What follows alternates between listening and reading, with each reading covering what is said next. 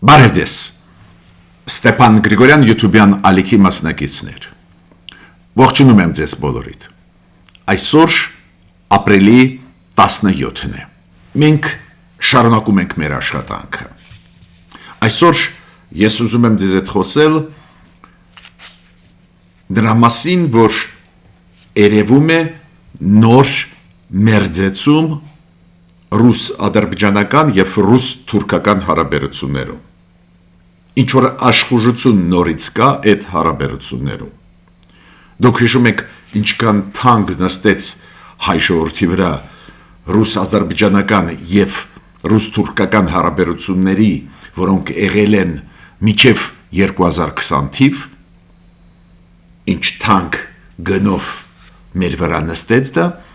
հիմա ես տեսնում եմ ինչ որ նոր աշխուժություն և ռուս-ադրբեջանական և ռուս-թուրքական հարաբերություններում։ Ես այդ օրինակները ուզում եմ բերել ու գլխավոր իմ նպատակը իշխանության և մեր հասարակության ուշադրությունը դրա վրա ուղղել։ Քանի որ մենք հիմա նախընտրական արշավում ենք, բոլոր քաղաքական ուժերը Հայաստանի, նաև այդ թվում իշխանությունը, շատ հասկանալի է, գնում է քաղաքական պայքար, առանձին դեպքերում բավական կոշտ պայքար է գնում, բայց զուգահեռ մենք բոլորս և մեր հասարակությունը և մեր կառավարությունը պարտավոր ենք հետևել այն անցուդարձի, որը մեր շուրջ է կատարվում։ Դա է պատճառը, որ ես մի քանի խոսք այսօր կասեմ և լրջագույն հանդիպումների մասին Ռուսաստանի, Ադրբեջանի և Թուրքիայի դիվանագետների միջև հանդիպումների մասին և մի քանի խոսք Անտալիայի դիվանագիտական ֆորումի մասին ուզում եմ այսօր խոսել։ Այո, կան այլ շատ կարևոր թեմաներ, դուք գիտեք Իսրայելը Լիբանանը բանակցություններ սկսեցին, Իրան Միացյալ Նահանգներ կարծես թե բանակցային պրոցես կվերսկսվի, շատ կարևոր հայտարարություններ արեց ազգային ժողովում երեկ վարչապետ Նիկոլ Փաշինյանը,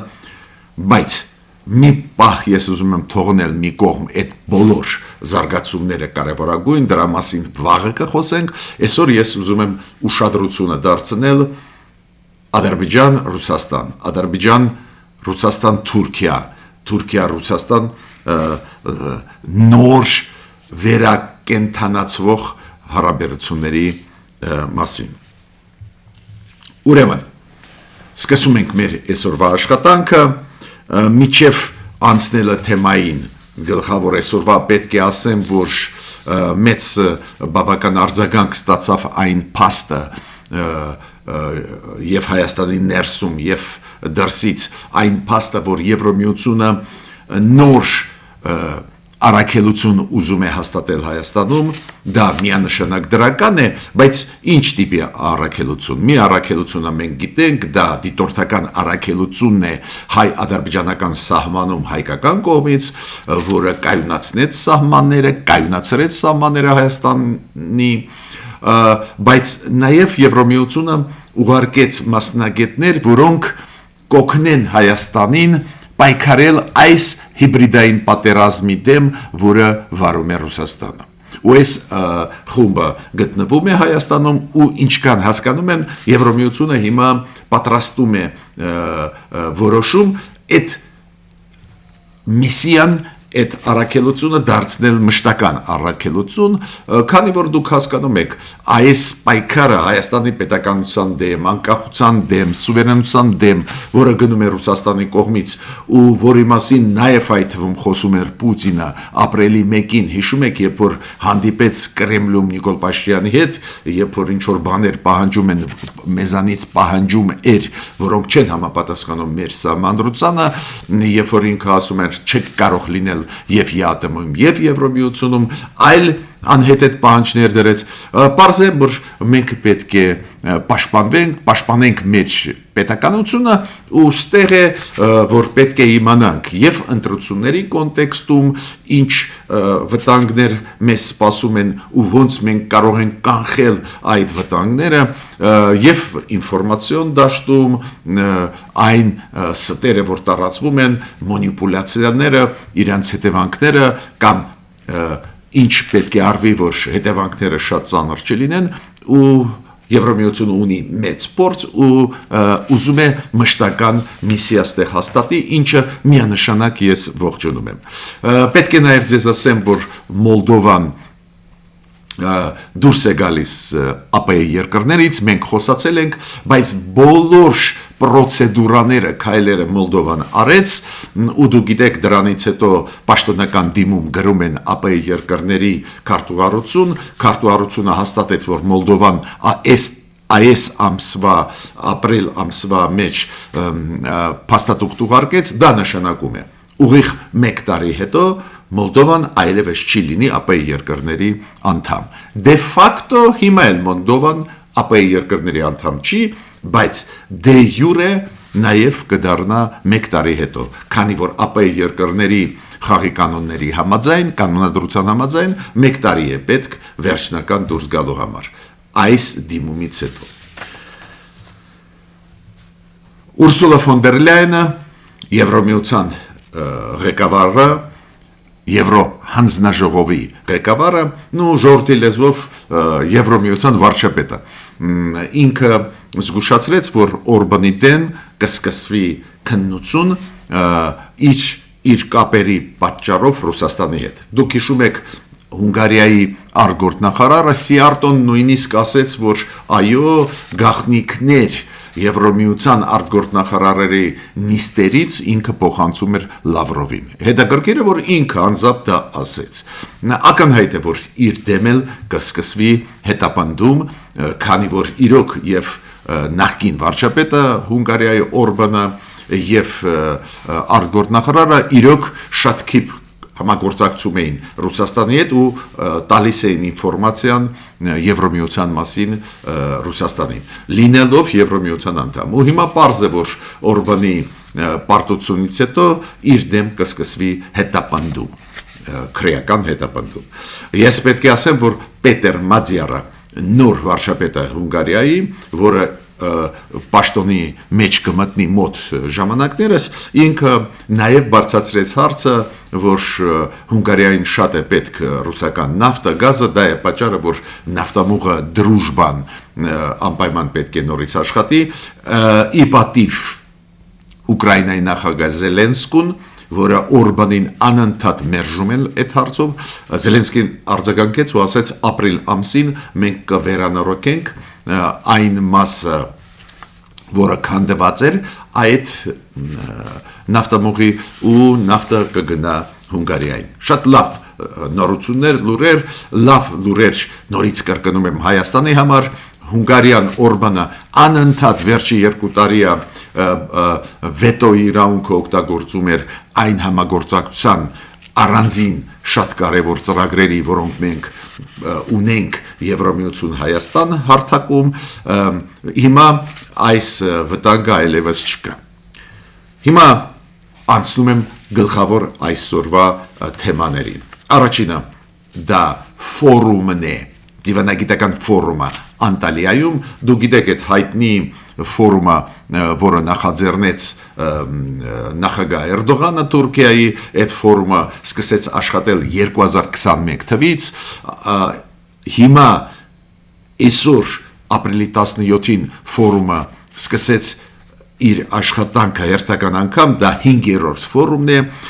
ֆորումը իրոք բավական ներկայացական է, մոտավորապես 20 երկրների ղեկավարներ այդ ֆորումում աշխատանքներին կմասնակցեն, այնտեղ կան ղեկավարներ եւ Աֆրիկայի երկրներից եւ Եվրոպայից, Բալկանյան երկրներից եւ Իլհամ Ալիևը կմասնակցի այդ ֆորումին, բարձր աջակցելու համար Էրդողանին, 20 երկրների երկրորդ դեմքերի մակարդակով այդ ֆորումում կմասնակցեն ու 50 նվազագույն երկրների արտգործնախարարների մակարդակով։ Օրինակ Ռուսաստանը ուղարկում է իր արտգործնախարարին Լավրովին այս ֆորումին։ Ինչու այդպես մանրամասն ներկայացնում եմ, ցույց տալով ձեզ, որ այս ֆորումը բավական ներկայացուցչական է։ Դուք հիշում եք անցած տարի Արարատ Միրզոյանը մասնակցեց, Հայաստանը արտգործնախարարի մակարդակով էր, մենք ողջունեցինք դա, իրոք շատ ու շատ այնտեղ օգտակար կոնտակտներ, համագործակցություն լիցքեր հայ-թուրքական հարաբերություններում ինչ որ դրական եղել են, բայց այս անգամ Հայաստանը փոխ արտգործնախարարի մակարդակով կմասնակցի պարոն Կոստանյանի մակարդակով։ Ես պետք է ասեմ, որ հասկանում եմ ինչու Հայաստանը այս տարի արտգործնախարարի մակարդակով չի։ Առաջինը մեզ մոտ ընտրություններ են, մեզ մոտ սպասվում է շատ կարևոր ֆորում, դուք գիտեք, մայիսի 4-ին եվրոպական քաղաքական համայնքի գագաթնաժողով մոտավորապես 50 երկրների պատվիրակություններ, մոտավորապես 40 թե 45 երկրների ղեկավարներ, պարզը մերոնք հիմա կենտրոնացած են այս հարցի վրա։ Բայց բացի դրանից ես չեմ բացառում, որ ստեղ իր դերը խաղաց այն փաստը, որ Թուրքիան անցած տարվա դեկտեմբերին 1-2 անգամ պարոն Ֆիդանի Թուրքիա արտգործնախարարի մակարդակով արել է հայտարարություն, որ հունվարին, փետրվարին լուրջ քայլեր կլինեն Հայաստանին վերաբերող Թուրքիայի կողմից ու ակնարկ էր արվում, որ սահմանները կբացվեն երրորդ երկրների քաղաքացիների համար հայ-թուրքական սահմանը եւ դիվանագիտական անձնագիր ունեցող անձնավորությունների համար։ Ցավով այդ քայլերը Թուրքիան դեռ չի արել, ինչ որ բան սպասում է, ցավոք Ադրբեջանը դեռ չի համաձայնվում, որ Թուրքիան բացի սահմանը, պարզվում է Ադրբեջանի ազդեցությունը այդքան մեծ է։ Ես չեմ բացառում, դա էր պատճառը, որ մերանք որոշեցին այս անգամ փոխ արտգործնախարարի մակարդակով մասնակցել։ Գլխավոր գաղափարը այս ֆորումի կլինի անորոշությունների կառավարում, սովորել այս անորոշ վիճակում աշխարհի, երբ որ խաղի կանոնները միջազգային խախտվում են խոշորագույն խաղացողների կողմից, կողմորոշվել, համագործակցել եւ վաղվա քարտեզագրում։ Ինչ ճանապարհով պետք է գնա միջազգային հանրությունը, ոնց պետք է զարգանա։ Դուք գիտեք, որ Ադրբեջանի հետ մեզ մոտ կա հիմա առևտուր, Ադրբեջանը ուղարկում է Հայաստան եւ բենզին եւ դիզել, դա իմ կարծիքով Հայաստանի համար շատ լավ է, բայց միակողմանի առևտուր է ու կան լուրեր, որ կան ապրանքներ ու նախ մեկ ապրանք, որը մեզանից ուզում է առնել Ադրբեջանը։ Նայենք մոտ ժամանակներս կլինի ինֆորմացիա թե ոչ, բայց զգուշ եղեք, քանի որ ֆեյկային սուտ լուրեր, որ իբր $1000 ապրանք առան Հայաստանից, պարզ է, անհեթեթություն է $1000 այդ թիվ չի, բայց ու մեր պատկան մարմինները հերկեցին այդ սուտը, բայց պետք է ասեմ, որ դա շատ կարևոր է Հայաստանի համար, որ նաև մեր ապրանքը առնում է Ադրբեջանը, իմ ունեցած տվյալներով մոտ ժամանակներս կլինի ինֆորմացիան, մեկ ապրանք կա արտադրվող Հայաստանում, որը անչափ կարևոր է Ադրբեջանի համար ու իրենց բիզնեսը շահագրգռված է առնել։ Բայց ես հիմա ուզում եմ մտահոգություն հայտնել այն զարգացումների, որոնք գնում են մի քանի հարցերում, նաև այդվում ռուս-ադրբեջանական, նաև այդվում ռուս-թուրքական, որոնք մի քիչ մտահոգություն ինձ մոտ առաջացրեցին այս վերջի 2-3 օրը։ Դուք գիտեք, այն պատերազմը, որը վարում է Դոնալդ Տրամպը Իրանի դեմ, այս բարդ իրավիճակը, որ ստեղծվեց Իրանի շուրջ, պարզ է, բարդացնում է նաև մեր առևտուրը Իրանի հետ, Ադրբեջանի առևտուրը Իրանի հետ, պարզ է, չէ՞, եթե Իրանը ծանր վիճակում է, ուրեմն Իրանի տնտեսությունը չի կարող նորմալ աշխատել, ուրեմն այն մեծ առևտուրը, որը մենք օրինակ Իրանի հետ ունենք, պարզ է փոքրանում է, ու դա վատ լուր է մեզ համար, նաև հայթում Ադրբեջան-Իրան առևտրի համար, ու միջազգային հանրությունը ուշադրությամբ հետևում է, օրինակ CNN-ը գրեց այդ պրոբլեմների մասին, բայց ես ստեղ պետք է գումարեմ մեզ համար նաև մյուս պրոբլեմը առաջանում է, քանի որ Դոնալդ Տրամփ ծրագիրը, TRIP ծրագիրը Հայաստանի հետ պարզ է դանդաղեցվում է, հասկանալի պատճառով ամբողջ մեքենան պետական Միացյալ Նահանգների կենտրոնացված է պատերազմում Իրանի դեմ, ու դա իմ կարծիքով դանդաղեցնելու է այդ process-ը, բայց վտանգը մենակ դրանում չի, վտանգը նաև նրանում է, որ ակտիվանում է Ռուսաստանը, ու իր Ռուսաստանի մոտեցումը հարավը Հայաստանի, այս ճանապարհը Սյունիքում, որ վերահսկեն ռուս սահմանապահները, այդ գաղափարախոսությունը իրանք նորից ուզում են բերել հետ, դա ակնհայտ երևում է ակտիվացումը Ռուսաստանի, հիմա մի րոպե հետո կբերեմ այդ օրինակները, բայց միջատ պետք է ասեմ, որ այո, Ամերիկա-հայկական համագործակցությունը TRIP շրջանակներում եւ երկկողմ շարունակվում է, օրինակ Վաշինգտոնում 1 թե 2 օր առաջ շատ կարևոր հանդիպում էր Հայաստանի դեսպանը Միացյալ Նահանգներում հանդիպել է այն կորպորացիաներից մեկի հետ, որի հետ պետք է լրջագույն ծրագրեր իրականացվեն Հայաստանում, նաև բարձր տեխնոլոգիաների հետ կապված, նաև արհեստական բանականության հետ կապված, նույնը ստեղ Հայաստանում հանդիպումներ եղան Միացյալ Նահանգների եւ Հայաստանի պաշտոնյաների միջև մի շաբաթ առաջ, ուրեմն process-ը գնում է, բայց պարզ է Ռուսաստանում հասկանում են, որ ուշադրությունը Միացյալ Նահանգների ուղղված է Իրան ու սկսեցին ակտիվ ստեղ աշխատել, ու ստեղ ես պետք է բերեմ մի քանի օրինակներ այդ ակտիվության, ուրեմն Միխայել Գալուզինը փոխարտգործնախարարը Ռուսաստանի, որը զբաղվում է հենց հարավային Կովկասով, եղավ Բաքվում ու բանակցություններ վարեց Ադրբեջանի արտգործնախարարի հետ, ուղղակի իր այցելությունից հետո ապրիլի 14-ին, ապրիլի 15-ին երկու արտգործնախարարությունները Ադրբեջանի եւ Ռուսաստանի համատեղ հայտարարություն արեցին, որ հաշտեցման եկան այն հարցով, որը հիշում եք կապված էր